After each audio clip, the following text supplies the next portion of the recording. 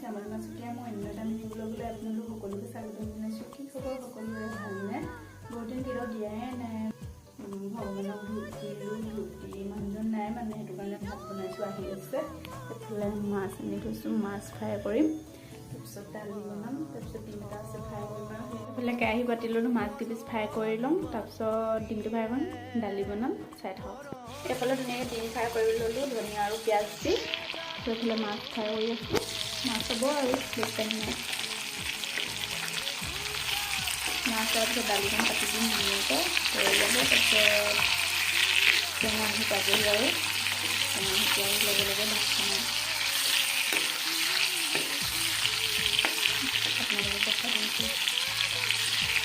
আৰু একো নবনাওঁ, মাছ ফ্ৰাই কৰিলোঁ, দালি অকণমান বনাম, তাৰপৰা আৰু দিম ফ্ৰাই কৰিলোঁ, বইল কৰিলোঁ, ভাতটো কাটিয়ে দিলোঁ। আপোনালোকে হ'ব সেনেকুৱা ভিডিঅ' দিলে ভাল পায়, মই তেতিয়াও ভিডিঅ' দিব মন যায়। আপোনালোকে নকয়, কমেণ্ট কৰিব, কোন জেগাৰ পৰা ভিডিঅ' চাই আছে সেইটো কমেণ্ট কৰি দিয়কচোন।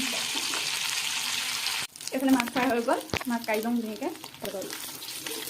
বনাবলৈ মাংস লৈ আহিছিলে, এতিয়া মনত পৰিলেও মই ভিডিঅ'টো ষ্টাৰ্ট কৰিছিলোঁ নহয়, বনাব পাৰিছিলোঁ। এইফালে মাংস লৈ আহিছিলে, মাংস লাই শাক আলু বিলাহী দি বনাইছোঁ, মানে ফ্ৰাই কৰিম আৰু দালি বনাই থৈছোঁ। যিহেতু মই পাহৰিয়ে থাকিছিলোঁ ভিডিঅ'টো যে ষ্টাৰ্ট কৰিলোঁ, তেওঁ আহিলে, অহাৰ পিছত এতিয়া মাংস অকণমান লৈ আহিছিলে, বিলাহী আলু লাই শাক দি বনাইছোঁ।